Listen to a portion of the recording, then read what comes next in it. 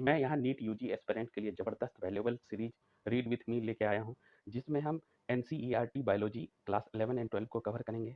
इसमें हमारा पर्पस है कि हम पिछले 9 से 10 साल में नीट और उससे पहले ऑल इंडिया एग्जाम में जो क्वेश्चन आए हैं, उसको कवर करेंगे, देखेंगे वो किस पैराग्राफ से या किस सेंटेंस से आए हैं, और हम उसके साथ-साथ देखेंगे जो इंपॉर्टेंट टर्म्स हैं या पैराग्राफ हैं, जिससे अभी तक क्वेश्चन नहीं है, जिससे क्वेश्चन आने की संभावना है, हम उसको भी देखेंगे। और हम कोशिश करेंगे क्या कि हम वीडियो को कम से कम समय में कवर खत्म कर दें और उसको कवर कर लें।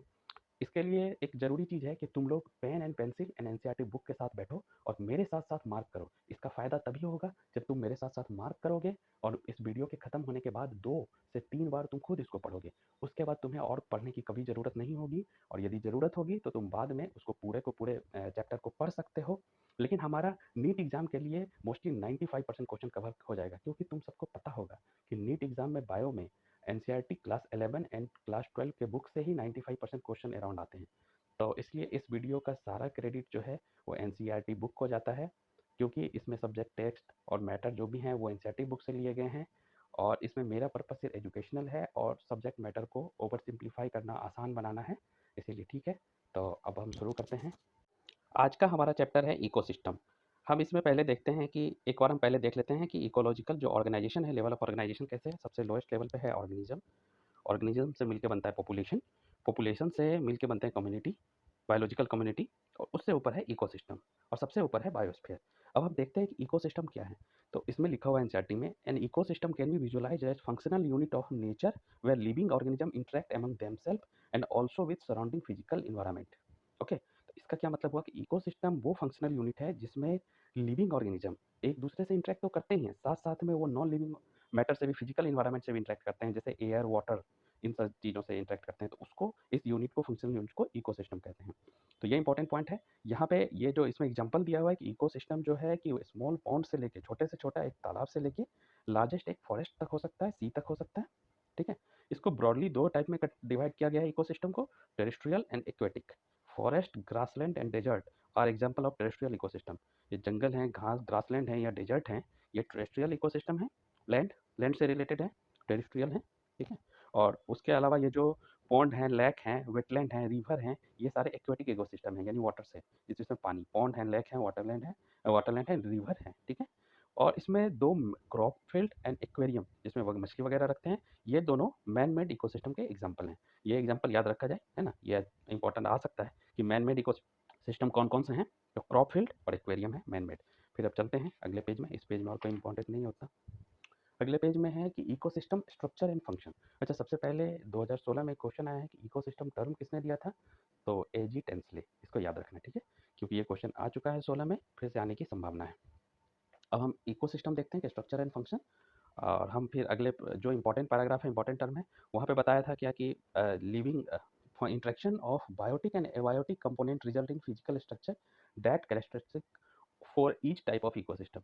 जो ये बायोटिक और एबायोटिक है, बायोटिक मतलब लिविंग और एबायोटिक मतलब नॉन लिविंग, जैसे वाटर, एयर, लैंड, सॉइल, ये सारे हैं, इसके इंटरेक्शन को जो पीछे भी हमने बताया कि यही इकोसिस्टम है। तो मोटा मोटी यही समझना है कि इंटरेक्शन है बायोटिक कंपोनेंट का आपस में, और बायोटिक एंड एबायोटिक कंपोनेंट का। ठीक है, तो ये इकोसिस्टम है। हाँ, एक बार क्वेश्चन आया है, एक स्ट्रेटिफिकेशन टर्म से क्वेश्चन आया है पहले। तो स्ट्रेटिफिकेशन क्या है, vertical distribution of different species occupying the different level is called stratification. ये जो डिफरेंट स्पीसीज, एग्जांपल से समझ में आएगा अच्छे से कि tree occupy the top vertical strata layer of forest, shrub second and herbs and grasses occupy the bottom layer. ये वर्टिकली अरेंज होते हैं। सबसे ऊपर में होता है ट्री, यदि जैसे हम ऊंचाई पे जाएंगे, माउंटेन से हम समझ सकते हैं, कोई ऊंची चीज़ से समझ सकते हैं कि सबसे ऊंची जगह पे फॉरेस्ट होता है, उसके नीचे हर्ब्स एंड श्रब्स होते हैं, उसके सबसे नीचे ग्रासलैंड होता है। तो ये एक वर्टिकल अरेंजमेंट है जिसको स्ट्रेटिफिकेशन बोलते हैं। इससे क्वेश्चन आया है 2017 में आया था क्वेश्चन, क्योंकि ये स्ट्रेटिफिकेशन सबसे अच्छा कहाँ देखा जाता है, तो ट्रॉपिकल रेन फॉरेस्ट जो इक्वेटर पे, ट्रॉपिक्स में होते हैं, इक्वेटर के पास। तो ये अमेजन एरिया में होता है, अमेजन रेन फॉरेस्ट है, ट्रॉपिकल रेन फॉरेस्ट है वो। तो ट्रॉपिकल रेन फॉरेस्ट में स्ट्रेटिफिकेशन बहुत अच्छे से देखा जाता है। इस चैप्टर में और जो फंक्शन है इकोसिस्टम के, उसके बारे में हम पढ़ेंगे। Productivity, decomposition, energy flow, nutrient cycling आदि के बारे में हम पढ़ेंगे। तो हम चलते हैं सीधा प्रोडक्टिविटी पे। प्रोडक्टिविटी में जो इंपॉर्टेंट टर्म है वो प्राइमरी प्रोडक्शन है। ठीक है, प्राइमरी प्रोडक्शन में है कि बायोमास ऑफ और organic matter produced per unit area over a period of time by plant during the photosynthesis. तो प्राइमरी प्रोडक्शन जहाँ आएगा वहाँ प्लांट होगा, वहाँ फोटोसिंथेसिस से प्रोड्यूस होगा। क्या प्रोड्यूस होगा, बायोमास या ऑर्गेनिक मैटर। ठीक है, तो ये इसको एक्सप्रेस किया जाता है वेट इन ग्राम, ग्राम में पर ग्राम में किया जाता है एक्सप्रेस्ड, या किलो कैलोरी पर मीटर स्क्वायर। ये इंपॉर्टेंट है प्रोडक्टिविटी। ये जो बायोमास का प्रोडक्शन या ऑर्गेनिक मैटर जो प्रोड्यूस हो रहा है प्लांट से, ये पर यूनिट टाइम जो होगा उसको कहेंगे प्रोडक्टिविटी। रेट मतलब होता है पर यूनिट टाइम, जो इसको कहेंगे ये ग्राम वेट का और टाइम का दोनों का है रिवर्स, किलो कैलोरी पर मीटर ये यूनिट है मेजरमेंट का। ठीक है, तो हम देख लेते हैं। उसके बाद जो ये प्रोडक्टिविटी है इसको दो पार्ट में बांटा गया है, ग्रॉस प्राइमरी प्रोडक्टिविटी और उसके बाद नेट प्राइमरी प्रोडक्टिविटी। तो प्राइमरी प्रोडक्टिविटी जहाँ भी है वहाँ पे प्लांट आएगा, क्योंकि प्रोडक्शन जो है वो प्लांट करता है। किस किस मेथड से? फोटोसिंथेसिस के मेथड से प्लांट प्रोडक्शन करता है। तो ग्रॉस प्राइमरी प्रोडक्टिविटी में क्या आएगा कि जो टोटल जो ऑर्गेनिक मैटर प्रोड्यूस हो रहा है, ecosystem rate of production of organic matter during photosynthesis, जो टोटल ऑर्गेनिक मैटर जो प्रोड्यूस हो रहा है वो ग्रॉस प्राइमरी प्रोडक्टिविटी है, प्लांट प्रोड्यूस कर रहा है बाय फोटोसिंथेसिस। और नेट प्राइमरी प्रोडक्टिविटी क्या है? क्योंकि प्लांट जो प्रोड्यूस कर रहा है ग्रॉस प्राइमरी प्रोडक्टिविटी में, ये प्लांट कुछ रिस्पिरेशन में इसको यूटिलाइज करेगा। जो नेट बचेगा, नेट मतलब जो फाइनल, जो क्रॉस में से रिस्पिरेशन को घटा देंगे तो नेट बचेगा। इस दोनों पॉइंट से क्वेश्चन आए हैं। प्राइमरी जहाँ पे है, प्राइमरी है प्रोडक्शन होगा, प्लांट्स होगा, फोटोसिंथेसिस होगा। Primary productivity plants and photosynthesis. ठीक है, अब हम सेकेंडरी प्रोडक्टिविटी देखते हैं। प्राइमरी तो प्लांट से था, लेकिन सेकेंडरी जो है वो कंज्यूमर है, जो प्लांट्स को खाता है। ये प्रोड्यूस नहीं कर रहा है, ये कंज्यूम कर रहा है, क्योंकि प्रोड्यूस सिर्फ प्लांट कर रहा है, वो भी सनलाइट को लेके फोटोसिंथेसिस करा के। और बाकी जो भी हैं वो कंज्यूमर हैं, जो प्लांट्स को खा रहे हैं। तो सेकेंडरी प्रोडक्टिविटी में क्या होगा? वो कंज्यूमर होगा। Defined as a rate of formation of new organic matter by consumer. तो सेकेंडरी प्रोडक्टिविटी कंज्यूमर के द्वारा, यहाँ से भी क्वेश्चन आया हुआ है। ठीक है, अब हम देख लेते हैं क्या कि यहाँ से थोड़ा कॉन्सेप्ट बनता है।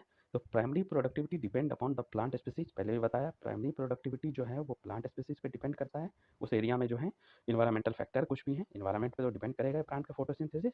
फिर न्यूट्रिएंट्स है कि नहीं, फोटोसिंथेटिक कैपेसिटी पे डिपेंड करेंगे, ये सारा तो है।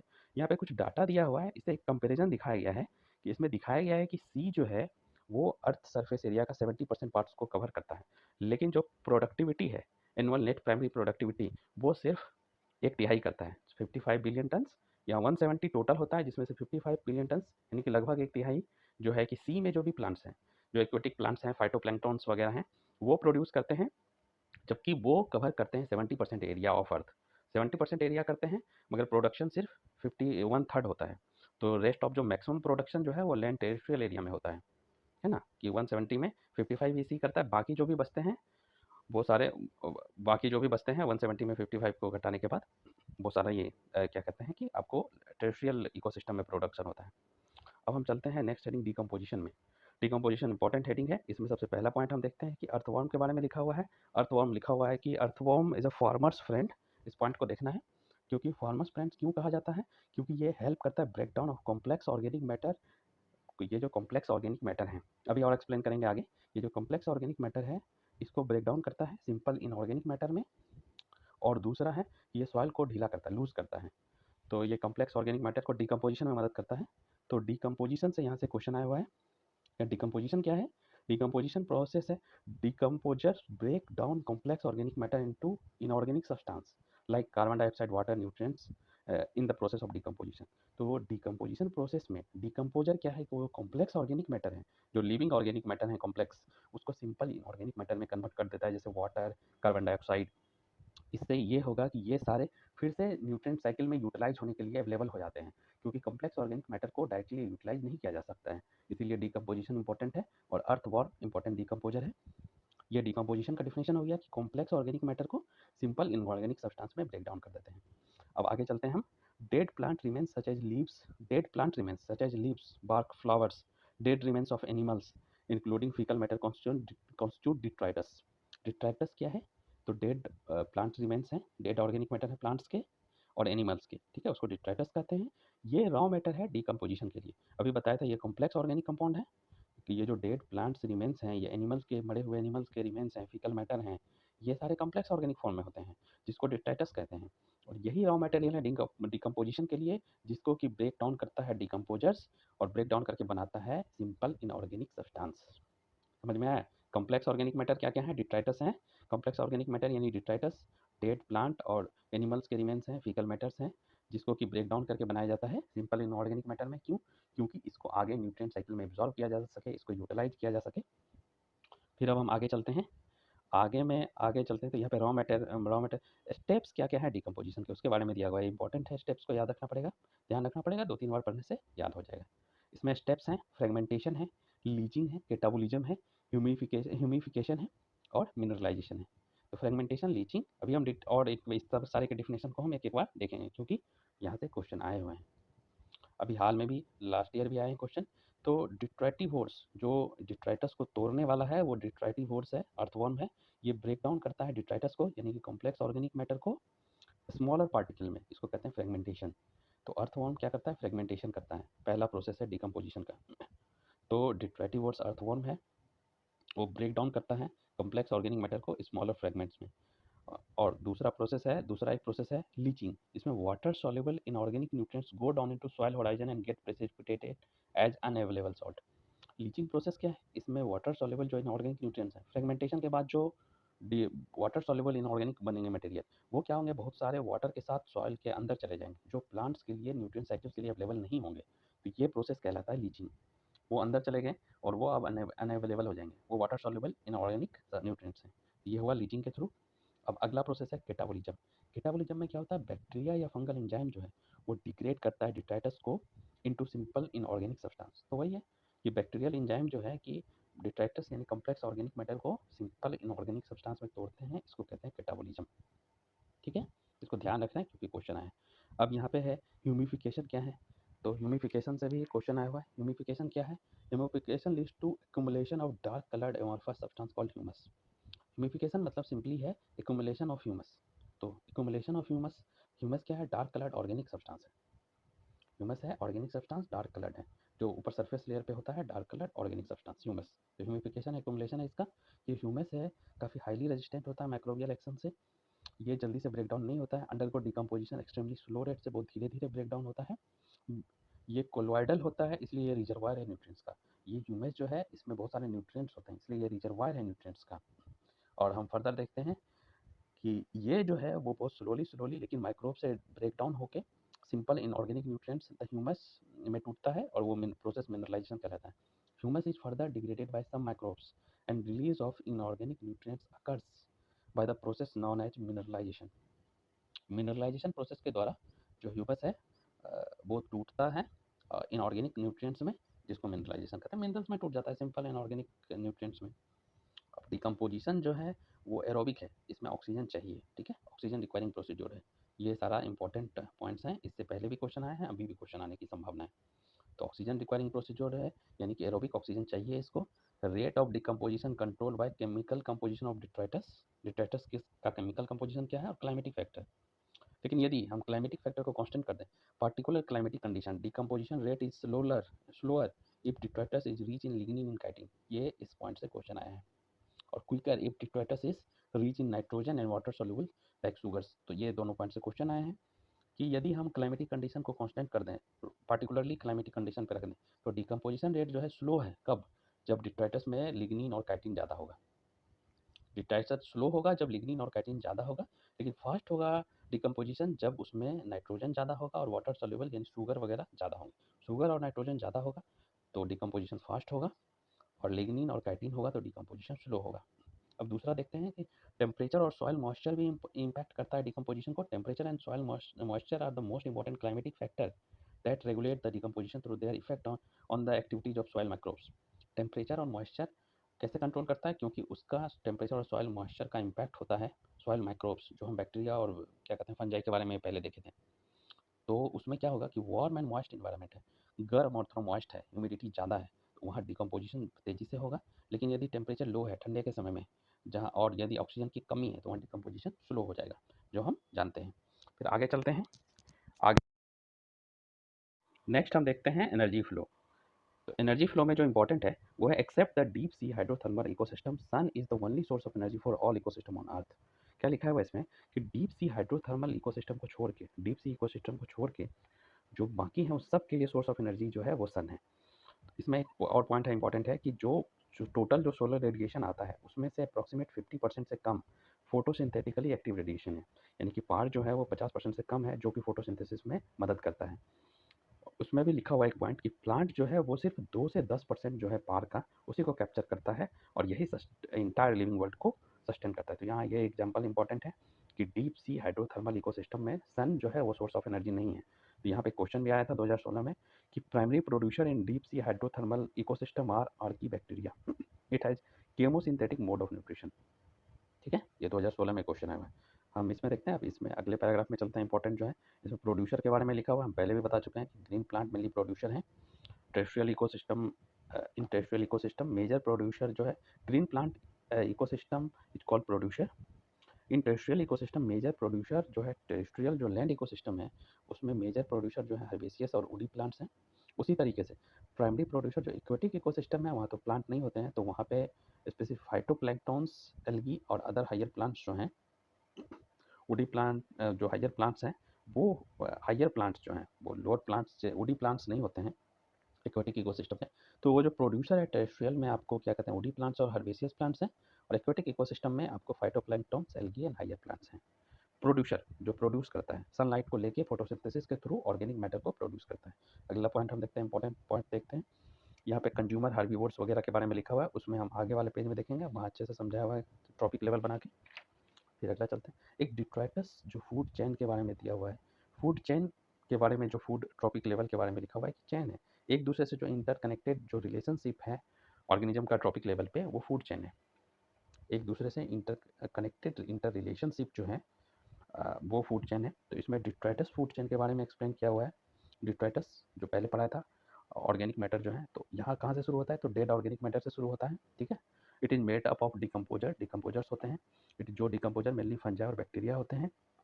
Decomposers also known as saprophytes, क्योंकि ये सेप्रोफाइट्स का मतलब होता है डिकम्पोज, तो इसलिए इसको सेप्रोफाइट्स, वो सेप्रोट्रॉप्स भी बोलते हैं डिकम्पोजर्स को। ठीक है, decomposer secretes digestive enzyme that break down the dead waste material into simple inorganic material. और डिकम्पोजिशन में हम पढ़ चुके हैं, देख चुके हैं क्या कि ये क्या करते हैं कि डाइजेस्टिव एंजाइम को सेक्रेट करते हैं जो dead and waste organic material को सिंपल इनऑर्गेनिक मटेरियल में कन्वर्ट कर देता है। फूड वेब क्या है, natural interconnection of food chain. जो ये जो चैन बनता है, ये एक सीरीज बनता है, इसका आपस में भी इंटरकनेक्शन होता है वो एक काफ़ी कॉम्प्लेक्स स्ट्रक्चर बन जाता है जिसको फूड वेब कहते हैं।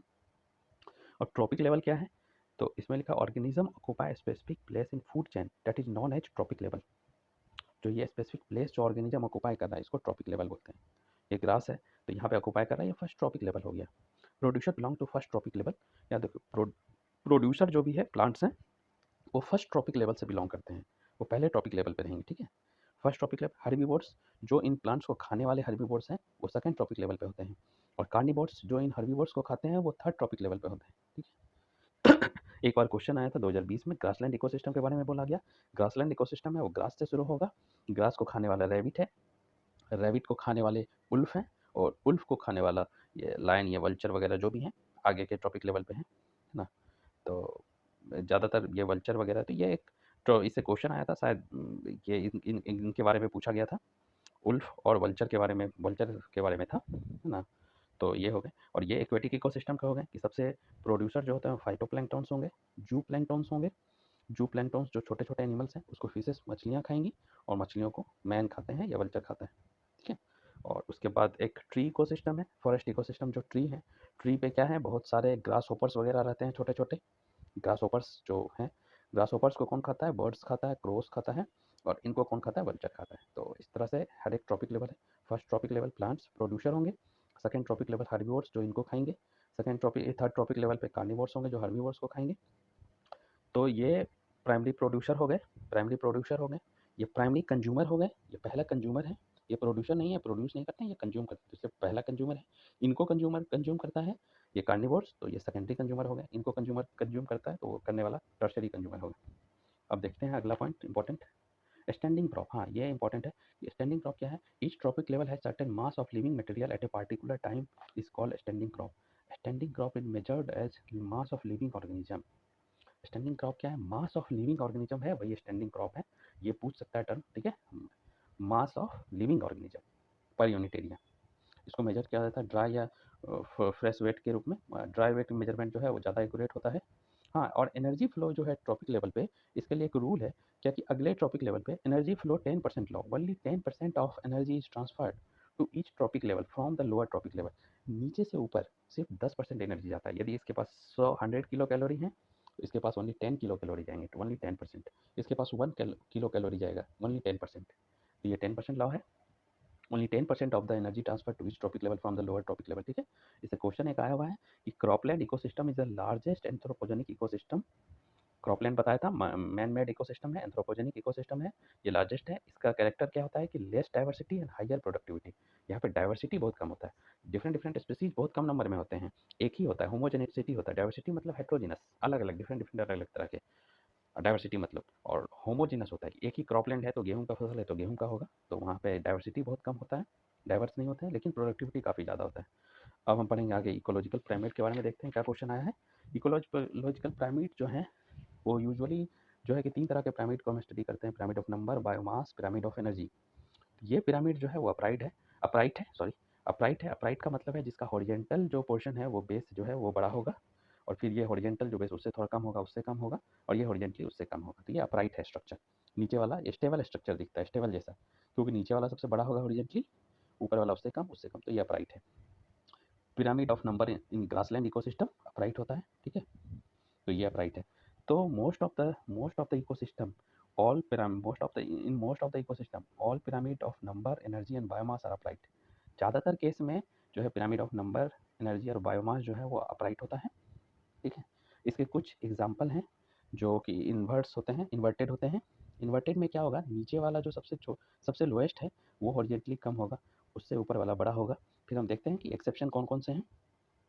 Exception, if you want to count for, ये फॉरेस्ट इकोसिस्टम या ट्री इकोसिस्टम है, जो कि फॉरेस्ट या ट्री से शुरू होता है। अभी मैंने बताया था ट्री पे ग्रास ओपर्स होंगे, ग्रास ओपर को कौन खाएगा, बर्ड्स खाएगा, बर्ड्स को पल्चर खाएंगे। तो ट्री और इकोसिस्टम में क्या होता है, पिरामिड ऑफ नंबर जो है वो इन्वर्टेड होता है, वो उल्टा होता है। कैसे?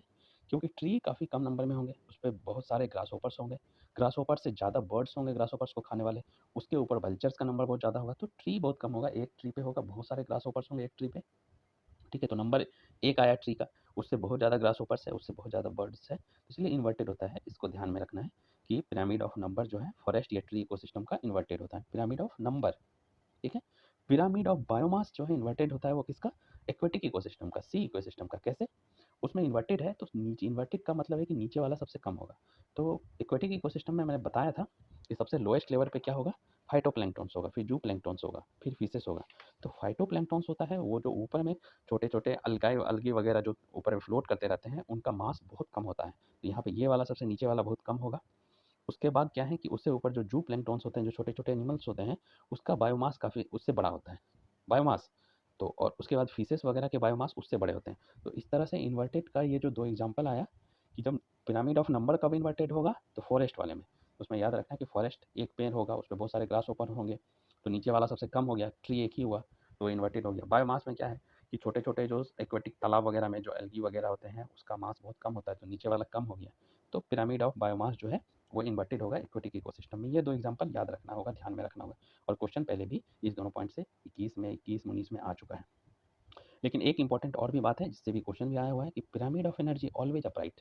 Pyramid of energy always upright होता है, 10% के हिसाब से जाता है। यहाँ जितना है उसका 10% यहाँ जाएगा, इसका 10% करेंगे तो ये आएगा, इसका 10%, ये हमेशा ये अपराइट ही होता है, ये सीधा ही होता है हमेशा। इन्वर्टेड उल्टा कभी भी नहीं होता है। Pyramid of energy, pyramid of energy. ठीक है, यहाँ पे पॉइंट है, यहाँ पे मार्क कर लो, है ना। मैक्सिमम बायोमास जो है, बायोमास अभी बताया था कि एक्वेटिक का सबसे कम होता है, फाइटोप्लैंक्टन्स वगैरह का। फॉरेस्ट का होता है, ट्री सबसे भारी होगा, बायोमास सबसे ज़्यादा होगा, उसके बाद ग्रास का होगा, उसके बाद जो एल्गी वगैरह है उसका सबसे कम होगा। ये क्वेश्चन आ चुका है, इसीलिए ये पॉइंट है। ओके, नेक्स्ट चलते हैं, इकोलॉजिकल सक्सेशन में चलते हैं। सक्सेशन है क्या? तो ये है gradual and Fairlie predictable change in species composition in A given area, it's called ecological succession.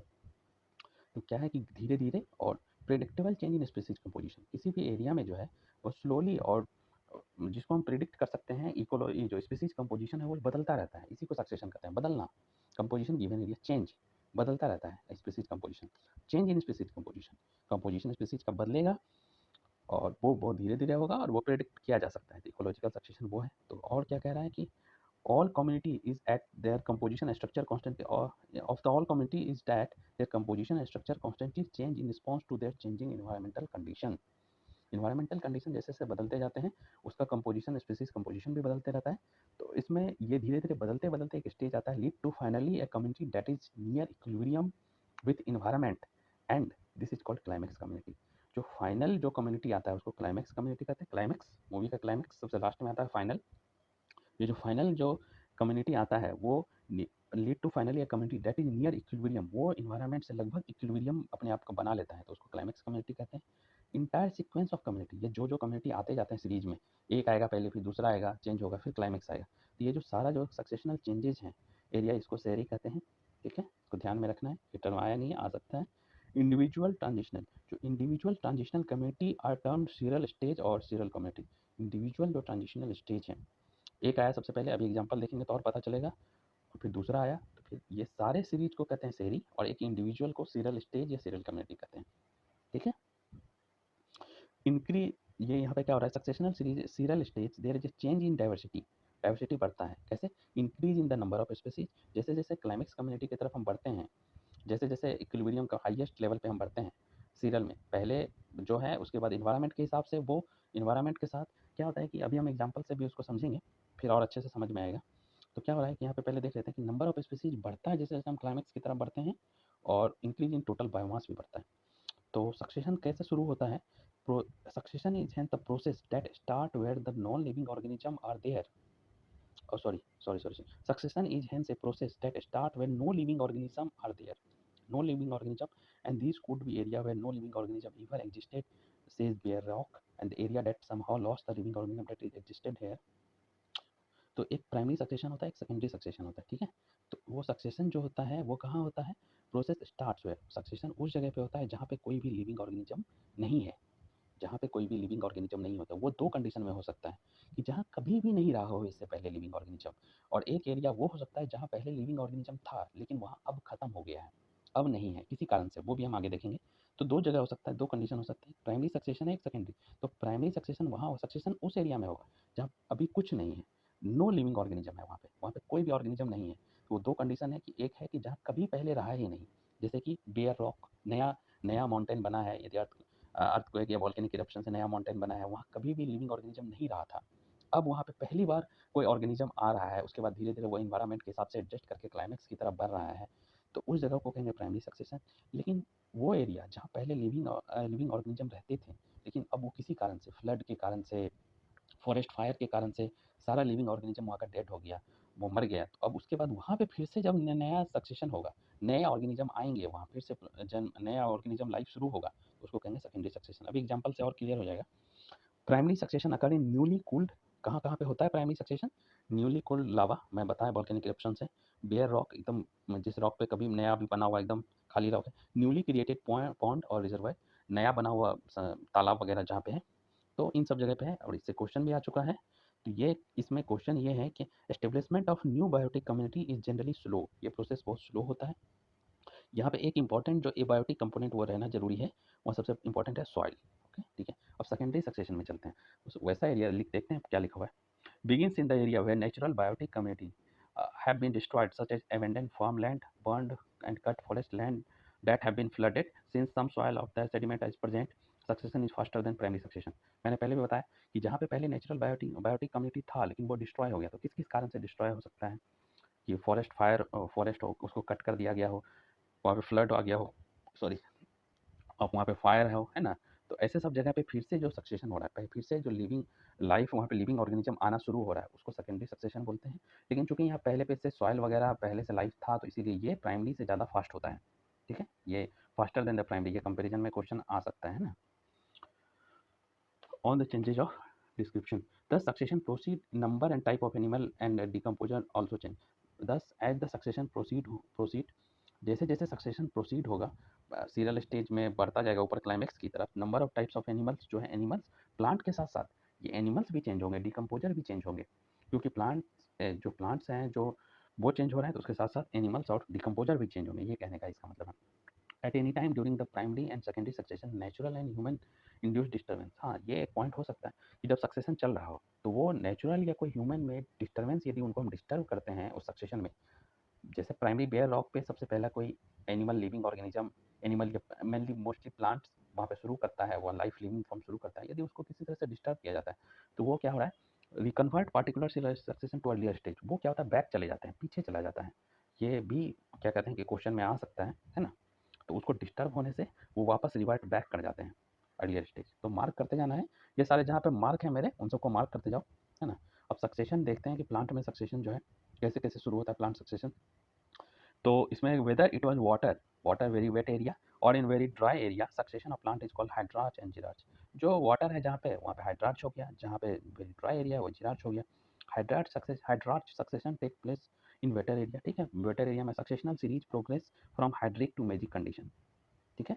Hydric मतलब वाटर वाले से कम वाटर वाली कंडीशन, मेसिक कंडीशन से। जिरा सक्सेशन में क्या होता है, from dry area to series progress from the xeric to mesic condition. यहाँ भी वही होता है, जीरिक मतलब ड्राई कंडीशन से बेसिक कंडीशन की तरफ बढ़ता है। Lead to hence both the hydrarch and xero succession, दोनों सक्सेशन में वेटर एरिया से जहाँ पे पानी ज़्यादा है और जहाँ पे सूखा है, दोनों से अल्टीमेटली कम मीडियम वाटर कंडीशन की तरफ बढ़ना चाहता है। ये जो सक्सेशन होता है चाहे सूखे जगह में हो या ज़्यादा पानी वाला हो, वो मीडियम पानी वाले एक कंडीशन की तरफ बढ़ना चाहता है, यही कहने का मतलब है। जहाँ एक टर्म और है पायनियर स्पीसीज, तो हाइड्रार्च हो गया वाटर वाले में और जिरार्च हो गया, दोनों का टारगेट है बढ़ना कहाँ है, मीडियम वाटर कंडीशन की तरफ। अब हम उसके बाद देखते हैं pioneer species. Invade the pioneer species क्या है, species that invade a bare area is called pioneer species.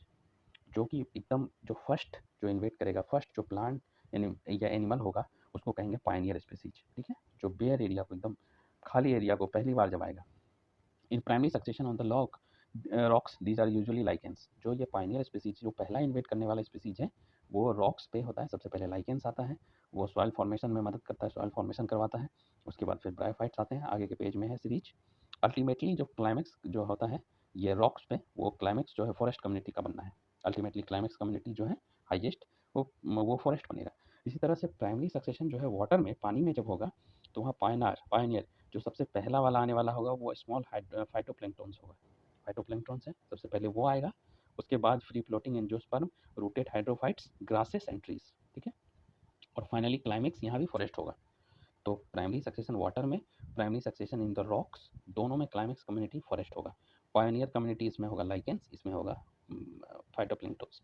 और सेकेंडरी सक्सेशन में जहाँ पे पहले लाइफ रह चुका था, डिस्ट्रॉय हो गया किसी कारण से, species that invade depends upon the condition of soil, ठीक है, अवेलेबिलिटी वाटर और डिफरेंट डिफरेंट कंडीशन पे डिपेंड करता है, ठीक है। रेट ऑफ सक्सेशन वहाँ फास्टर होगा, वो पहले बता दिया है, ये भी बता दिया है पहले, ठीक है। अब अगले चलते हैं। हाँ, ये एक चार्ट है वो बताया था। बेयर लैंड पे, जो लैंड पे होगा, जो रॉक्स पे हो रहा है, तो वहाँ सबसे पहले लाइकेंस आएगा, फिर ब्रायोफाइट्स आएगा, फिर ये नाम याद रख लेना है, रेड स्वैम्प स्टेज, मार्स मेडो स्टेज, ठीक है, फिर स्क्रब स्टेज है, फाइनली फॉरेस्ट है, ठीक है। और उसके बाद वाटर में क्या है कि फाइटोप्लैंक्टन्स है सबसे पहले, फिर फ्री फ्लोटिंग एंजियोस्पर्म है, रूटेड हाइड्रोफाइट्स है, सबमर्ज फ्री फ्लोटिंग है। ये स्टेज का नाम थोड़ा सा याद रखना है, लाइकेन, ब्रायोफाइट्स है ना, पायनियर है, ये क्लाइमेक्स है, ठीक है। और उसके बाद ये लिखा हुआ है climax community mesic condition, proceed to similar climax community, दोनों में फॉरेस्ट आ रहा है। सॉरी। अब न्यूट्रिएंट साइकिल को हम देखते हैं। इसमें एक टर्म है स्टैंडिंग स्टेट, इसका मतलब होता है amount of nutrients, carbon, nitrogen, phosphorus, calcium present in soil at any given time.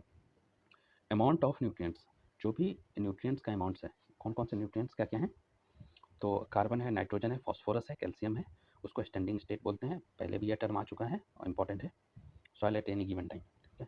और न्यूट्रिएंट साइक्लिंग क्या होता है, movement of nutrients element through the various component of an ecosystem is called nutrient cycling, ठीक है। Cycle सब movement करता रहता है, element of various component ecosystem, इसको बायोजियोकेमिकल साइकिल भी कहते हैं। न्यूट्रिएंट साइकिल जो है गैसियस से सेडिमेंट्री हो सकता है।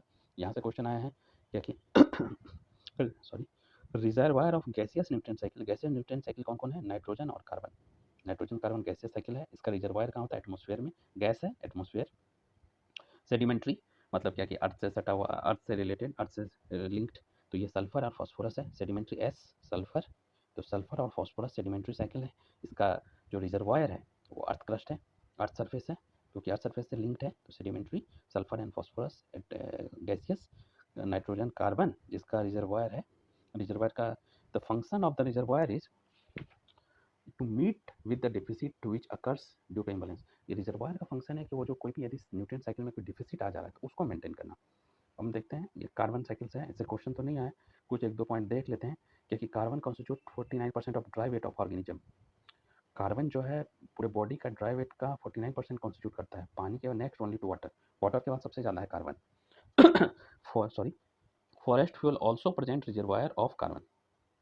फॉरेस्ट फ्यूल जो है, sorry fossil fuel also represent a reservoir of carbon, carbon का रिजर्वायर है फॉसिल फ्यूल्स, ठीक है। ये एक एस्टिमेट है कि बायोस्फीयर फोटोसिंथेटिकली कितना, according to one estimate 4 × 10⁻13 kg of carbon is fixed in the biosphere through the photosynthesis annually. कितना कार्बन फिक्सेशन होता है। नेक्स्ट इंपॉर्टेंट जो है वो है फॉस्फोरस साइकिल। फॉस्फोरस साइकिल में जो फॉस्फोरस है, जो मेजर कॉन्स्टिट्यूंट का क्या क्या यूज होता है, biomembrane, biological membrane, nucleic acid and cellular energy transfer system. Biological membrane, cell membrane को कॉन्स्टिट्यूट होता है फॉस्फोलिपिड का, फॉस्फोरस है वहाँ। न्यूक्लिक एसिड में भी है फॉस्फोरस, है ना, फॉस्फेट बनता है, न्यूक्लियोटाइड्स, ठीक है। सेल एटीपी, एडिनोसिन ट्राइफॉस्फेट, उसमें भी फॉस्फेट है, फॉस्फोरस है। मेनी एनिमल्स में, बोन्स में, सेल्स में भी फॉस्फोरस का यूज होता है। तो natural reservoir for phosphorus is rock. Phosphorus cycle का नेचुरल रिजर्वायर जो है वो रॉक है, अर्थ क्रस्ट में रॉक है।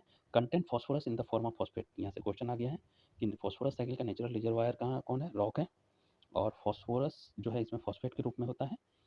और when the rock weathered minute amount of these phosphate dissolve in the soil solution and absorbed by the root of the plant। और ये जब जाता है, ये क्या कहते हैं, सॉइल में डिसॉल्व होता है मिन्यूट अमाउंट में, तो इसको प्लांट एब्जॉर्ब करते हैं। रॉक से सॉइल में जा रहा है, सॉइल से प्लांट एब्जॉर्ब कर रहा है, और फिर ये हर्बेसियस प्लांट और वो जो कंज्यूमर है ऑब्टेन दिस फ्रॉम प्लांट्स। जब उसको हर्बीवोर्स खाते हैं उस प्लांट्स को, तो फॉस्फेट वहाँ पे पहुँच जाता है एनिमल में। तो पहले रॉक से सॉइल में, सॉइल से प्लांट्स में, प्लांट से एनिमल में। और ये जो उसके बाद जब ये एनिमल वेस्ट होते हैं या प्लांट डेड होते हैं या एनिमल डेड होते हैं, डेड प्रोडक्ट होते हैं, फिर डिकम्पोजिशन होता है, तो वहाँ पे phosphate solubilising bacteria release phosphorus. Phosphorus solubilising bacteria जो है उसको डिकम्पोज करके फॉस्फेट को रिलीज करता है। यहाँ से भी क्वेश्चन आया हुआ है। इसमें क्या है कि कार्बन साइकिल के में जो नहीं होता है, कार्बन क्या हो रहा है कि हमारे रेस्पिरेशन के थ्रू CO2 हम बाहर करते हैं तो एटमॉस्फेयर में आ जाता है, लेकिन फॉस्फेट के साथ ऐसा नहीं होता है। No respiratory release of phosphorus. ये पॉइंट से क्वेश्चन आया है कि फॉस्फोरस का रेस्पिरेटरी रिलीज नहीं होता है एटमॉस्फेयर में। और carbon important difference between the carbon and phosphorus cycle, क्या क्या डिफरेंस है कि atmospheric inputs of phosphorus through the rainfall is smaller. ये भी इंपॉर्टेंट पॉइंट है, क्योंकि इंपॉर्टेंट पॉइंट कार्बन साइकिल से कैसे अलग है फॉस्फोरस साइकिल। तो एटमॉस्फेरिक, फ्रॉम एटमॉस्फेयर से रेन के थ्रू, बारिश के थ्रू, ये क्या कहते हैं कि इसका जो ये अर्थ में सरफेस पे नहीं आता है, बहुत कम अमाउंट में आता है। एटमॉस्फेरिक इनपुट, एटमॉस्फेयर से रेनफॉल के थ्रू, बारिश के थ्रू, ये अर्थ सरफेस पे नहीं आता है। लेकिन कार्बन रेनफॉल के थ्रू यदि एटमॉस्फेयर में है तो काफ़ी अमाउंट पे अर्थ सरफेस पे आता है। तो फॉस्फोरस बहुत कम आता है, तो इसको ध्यान में रखना। Atmospheric input of phosphorus through rainfall is much smaller than the carbon. ठीक है। सेकेंड पॉइंट है गैसेस एक्सचेंज नहीं होता है, अभी भी पता चला कि रेस्पिरेटरी रिलीज नहीं होता है phosphorus between organism and environment. ये चार्ट से क्वेश्चन आया हुआ है 14 में। सबसे पहले रॉक है, रिजर्वायर है, रॉक से उससे सॉयल में आया, ठीक है, रिलीज होकर वेदरिंग के थ्रू टूट टूट के छोटा छोटा। यहाँ से सॉयल से लिया कौन, प्रोड्यूसर प्लांट्स, प्लांट से कंज्यूमर हर्बीवोर्स खाया, उसके बाद डिकम्पोजर डिकम्पोज किया, डिट्राइवर्स का डिकम्पोजिशन हुआ, ठीक है, फिर से ये वापस सॉयल में आ गया। ठीक है। तो ये एक साइकिल है, इसको ध्यान में रखना है। एक बार सोच के यहाँ समझ लेने से उसके बाद बहुत आसान है। अब इकोलॉजिकल इकोसिस्टम सर्विसेज के बारे में जानते हैं। इसके क्या दिखा है, the product of ecosystem process is named ecological services, ecosystem services. Product of, इसको एग्जांपल से अच्छा समझ में आएगा कि क्या इकोसिस्टम सर्विसेज क्या क्या है, क्या है। तो वो है कि हेल्दी फॉरेस्ट इकोसिस्टम जो है वो क्या कहते हैं, हमारे एयर को, वाटर को प्यूरिफाई करता है, सूखे और बाढ़ को रोकता है, न्यूट्रिएंट साइकिल को करता है, फर्टाइल सॉइल को फर्टिलिटी प्रदान करता है, वाइल्ड लाइफ हैबिटेट को मेंटेन करता है, पॉलिनेशन जो होता है क्रॉप्स का उसको मेंटेन करता है, तो कार्बन का स्टोरेज प्रदान करता है। तो ये सब इकोसिस्टम सर्विसेज हैं, जो इकोसिस्टम हमको सर्विस देता है, जो फ्री ऑफ कॉस्ट है, जिसको हम लोग समझते हैं लेकिन उसका केयर नहीं करते हैं। उसके बारे में दिया हुआ है कि क्या क्या है। प्रोडक्ट ऑफ इकोसिस्टम प्रोसेस, जो प्रोसेस हो रहा है इकोसिस्टम में उसका जो प्रोडक्ट है वही इकोसिस्टम सर्विसेज है। जैसे फॉरेस्ट हमको क्या क्या देता है, एयर प्यूरिफाई करता है, मिटिगेट ड्रॉट्स, सूखे को, बाढ़ को रोकता है, न्यूट्रिएंट साइक्लिंग में मदद करता है ना। ये पॉलिनेट क्रॉप जो है, ये पॉइंट्स, ये क्वेश्चन आया हुआ है, ठीक है ना। इकोसिस्टम सर्विसेज में पॉलिनेट द क्रॉप करता है, क्योंकि क्रॉप पॉलिनेशन के बाद ही फिर क्रॉप प्रोडक्शन होता है, यदि पॉलिनेशन नहीं होगा तो नहीं होगा। इसी में रॉबर्ट कॉन्स्टेंजा है, उन्होंने एक क्या किया है कि प्राइस टैग रखने की कोशिश की थी। लाइफ सपोर्ट सर्विसेज जो है इकोसिस्टम देता है, तो put an average price tag of $33 trillion a year on these fundamental ecosystem services. उन्होंने इकोसिस्टम के द्वारा जो सर्विस दिया जा रहा है उनका कॉस्ट कैलकुलेट किया है, वो आ रहा है $33 ट्रिलियन। ये कंपेयर करने के लिए मिल रही है ये डाटा। ये क्या है कि जो ग्लोबल इकोनॉमी है वो सिर्फ 18 ट्रिलियन है। जो ग्लोबली हम, जो हमारा इकोनॉमी है उससे डबल हमें इकोसिस्टम देता है, लेकिन वो फ्री ऑफ कॉस्ट है, इसलिए हम उसकी कदर नहीं करते हैं। तो ठीक है, ये चैप्टर यहीं पे खत्म हो रहा है। हमको अच्छा लग रहा है कि यदि सबको वीडियो अच्छा लगा हो तो इसको लाइक एंड सब्सक्राइब करें। और भी बाकी चैप्टर्स के हैं, वो वीडियो आएगा, उसको भी अच्छे से करने की कोशिश करेंगे।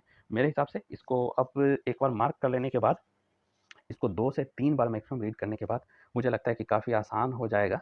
ये चैप्टर भारी नहीं लगेगा, मुश्किल नहीं होगा। हम कोशिश करेंगे कि और कम समय में आगे के चैप्टर को खत्म करें। थैंक